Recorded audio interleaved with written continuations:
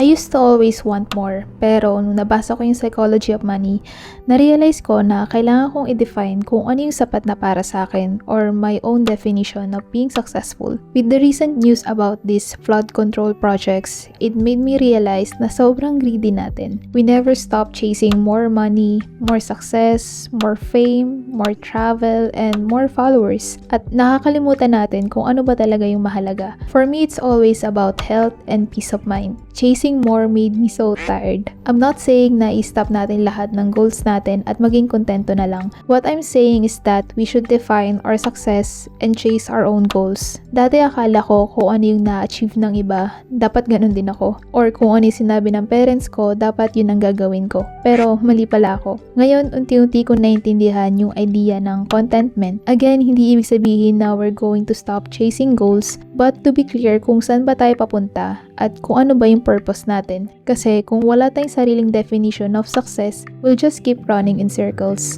Natutunan ko rin na hindi natin kailangan makipag-compete sa iba. Minsan, yung success nila, hindi talaga yun ang gusto natin. Kaya mas importante na tanungin yung sarili natin ng, ano ba talaga yung enough para sa akin? At kapag nasagot ko yun, dun ako magkakaroon ng peace of mind na hindi ko na kailangan patunayan sa mundo na I made it kasi deep inside, alam ko na I'm living a life na hindi lang successful sa paningin ng iba pero meaningful para sa akin.